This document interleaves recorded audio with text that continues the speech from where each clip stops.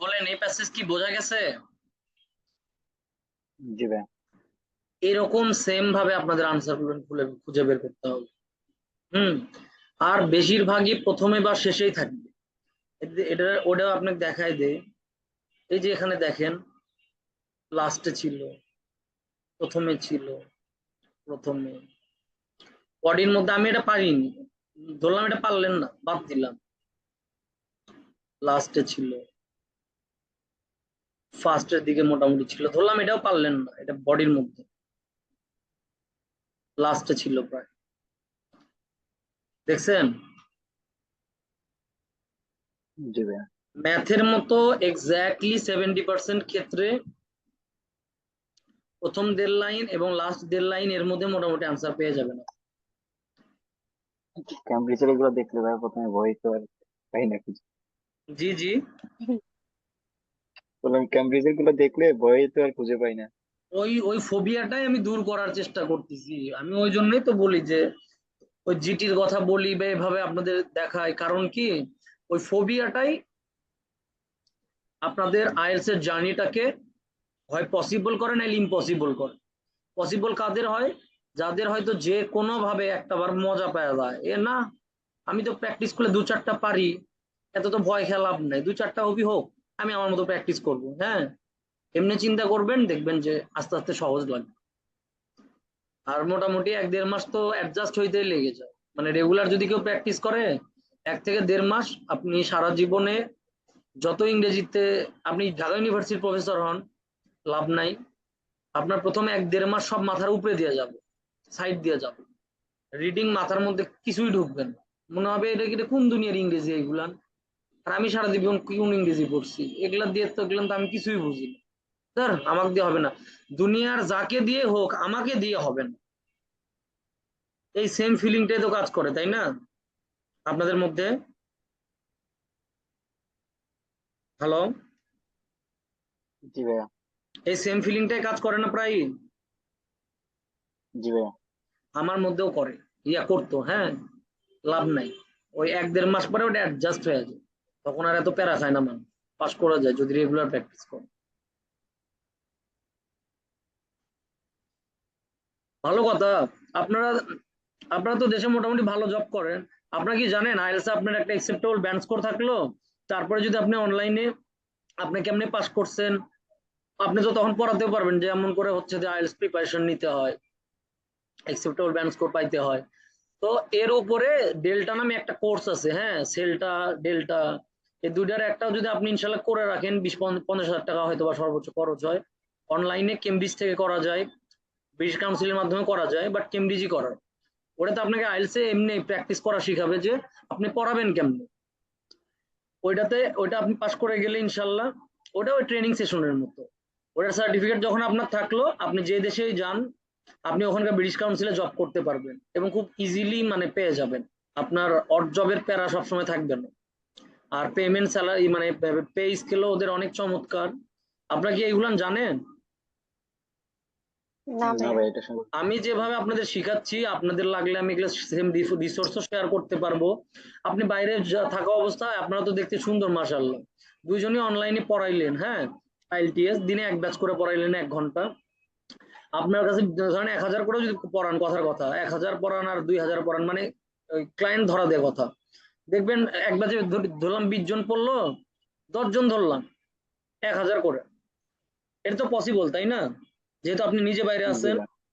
আপনার 10 জনের মধ্যে কমপক্ষে 4 জন, 5 জন, 6 জন আপনার কাছে ভিসা প্রসেস করে নিবে, জানেন? আপনাকে বলবে যে স্যার আমি তো আপনার কাছেই পড়ি, আপনিও তো ওই দেশে আছেন, ওই দেখেন না আপনাদেরও তো ভাই ব্রাদার সব ওইগুলো মানে ভালো ভালো দেশে আছে, আমি তো ওই দেশে যাওয়ার চেষ্টা করতেছি স্টুডেন্ট ভিসায়। আমি আপনাকে বিশ্বাস করি, আপনার খুব ভালো লাগে। আপনার যদি আপনি যদি মানে দয়া করে আমার ভিসা প্রসেসিংটা করতেন, আমি অনেক খুশি হইতাম। যে কোনো উন্নত দেশের ভিসা প্রসেসিং এর কাজে 4 থেকে 5 লাখ টাকা প্রায় ইনকাম থাকে। আপনি নিজে কাজ করে দেন বা আমার কাজ পার করে দেন, ডাইভার্ট করে দেন, আমার কোনো প্রবলেম নেই। বুঝতে পারছেন কি কারণে বাইরে যাওয়া সত্ত্বেও বেশিরভাগ বাঙালি বা বিদেশিরা,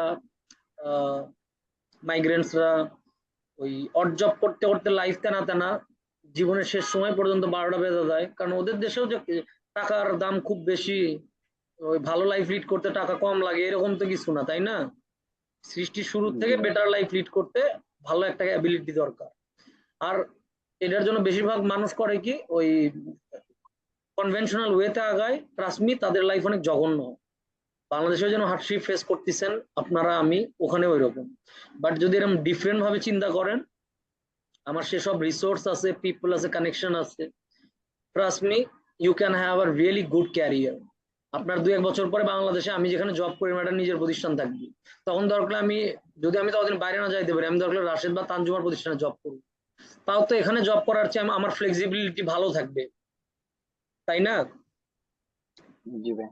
আমি যাদের আন্ডারে জব করি তাদের চেয়ে আপনারা দুইজন মিলে ধরেন প্রতিষ্ঠান দিলেন একটা, আমিও কন্ট্রিবিউট করলাম, কিছু তো না, ওই একটা ওই ফ্ল্যাট নিতে হবে ওই মোটামুটি ঢাকাতে, ধরলাম 20-30 হাজার টাকা ওটার ভাড়া, 30,000 ধরলাম, 10টা 10টা ওই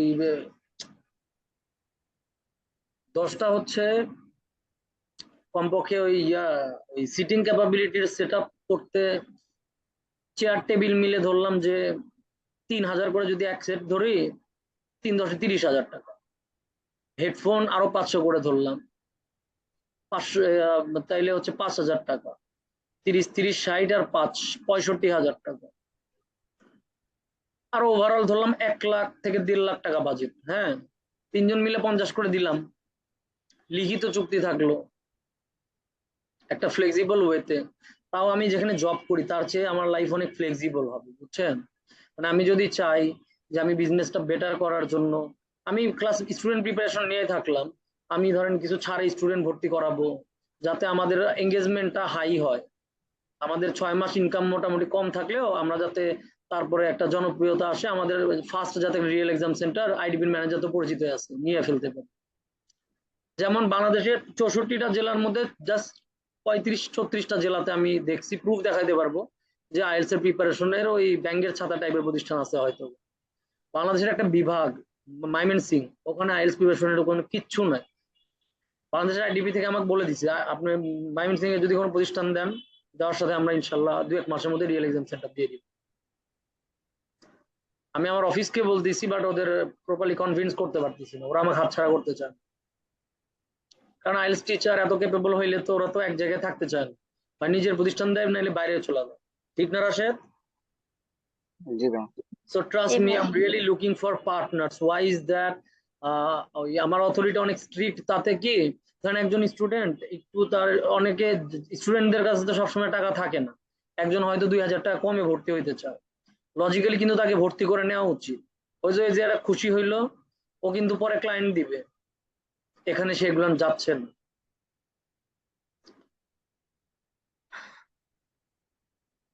যাই হোক, so trust me, I'm looking forward to have partners. I'm looking forward to have something of my own, যেটা আমি পরবর্তীতে দেশের বাইরে থেকে, আমার ওনার যেরকম ইউকে থাকে, ওই ইউকে থেকে বাংলাদেশে এত বড় বিজনেস রান করতে পারলে আমরা কেন পারবো না?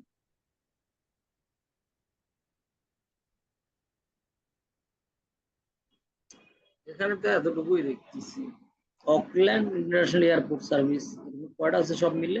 1টা 2টা 3টা, ঠিক আছে, দ্বিতীয়টাতে যাই।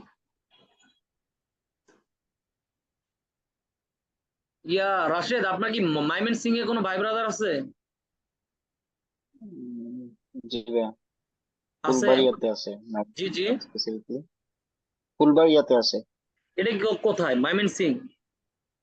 হ্যাঁ, ময়মনসিংহ এর ফুলবাড়িয়া ও, উপজেলা। কি করে উনি?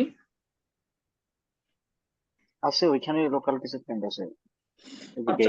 টুকটাক। বাংলাদেশে তো কর্মের অবস্থা খুব খারাপ, কেন ওনাকে অফার দিন তো।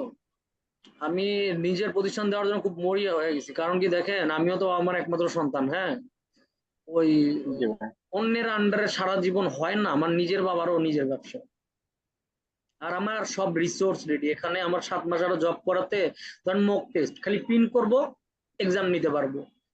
আমার আমার চেয়ে ভালো কোশ্চেন পেপার আমি নিজে আমার লাইফে দেখিনি, কারণ কোনো blogger plus chartered accountant IELTS এর কোশ্চেন বানায় না।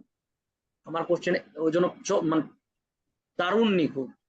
আমার মক টেস্টে সাউন্ড ওই যে একটা যে সাউন্ড চেক আপ হবে, হ্যাঁ কিচ্ছু হয় না, রিয়েল এক্সামের মতো বসলো লিসনিং থেকে বলে দেই, now we are going to start the listening audio, please put on your volume, please put on your headphone, you are not even, you don't even need to touch the volume button, it's perfectly adjusted. So best of luck for your listening test. করলাম যে audio play করলাম, student মুগ্ধ হয়ে exam দিল। But problem হচ্ছে একটা মানুষ capable হইলে ঢাকার মতো জায়গায় তাক মনে করেন যে ব্রেন একদম নিংড়ে চুষে একবার নিংড়ে ফেলে নিজের একটা অবস্থান করে নিয়ে সরায় দেয়, কারণ সে এতটা ক্যাপেবল যে নাইলে নিজেরই একটা অবস্থায় চলে যাবে, তাই না? আমার আমার জবের ক্ষেত্রে এমন হচ্ছে, যে কারণে আপনাদের পড়ানো দেখেন একটু এলোমেলো হচ্ছে না ইদানিং।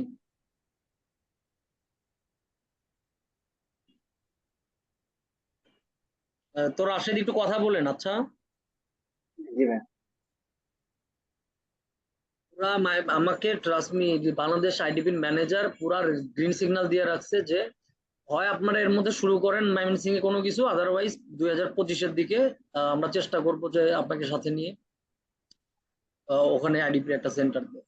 আমি চাচ্ছি আমরা নিজেরা দেওয়ার, কারণ কি তাহলে তো আমরা গর্ব করে বলতে পারবো যে আইডিপি দেয়নি, we are the first one who took, yeah, who made the IELTS preparation registration exam center at Mymensingh, as well as student application center, yeah, student application center, কারণ কাজ পাইলে আমার করে নেওয়ার মতো লোকের অভাব নেই, আমি নিজেও তো বাইরে পড়ছি, তাই না?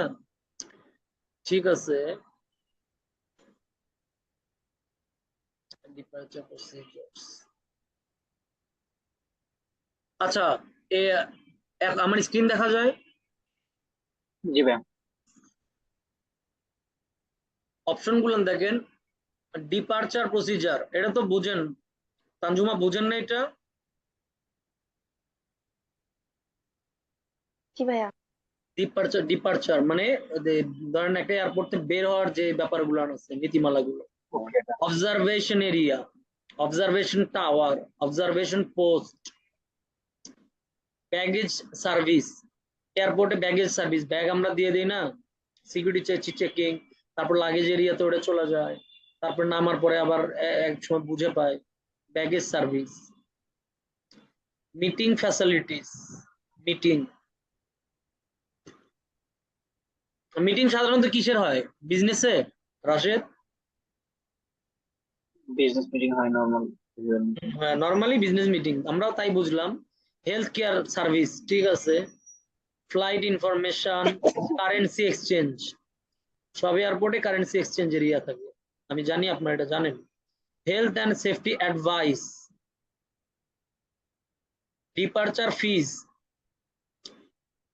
বের হওয়ার ফি, আচ্ছা, tourist travel centre, tourist travel centre, ভাইয়া নিচের অ্যান্সার গুলো একটু মুছে দেন তো, এগুলো খালি নজরে চলে আসে।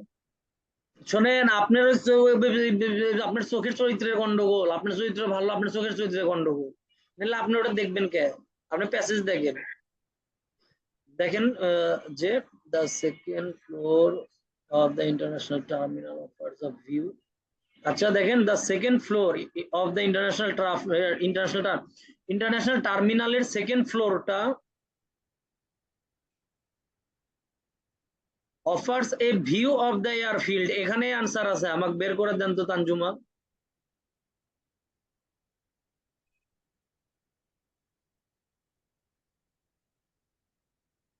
তানজুমা, জি ভাইয়া, এই তিনটা যে জায়গা যে তাকালাম এর মধ্যে আনসার আছে, আমাকে এখান থেকে আনসার বের করে দেন।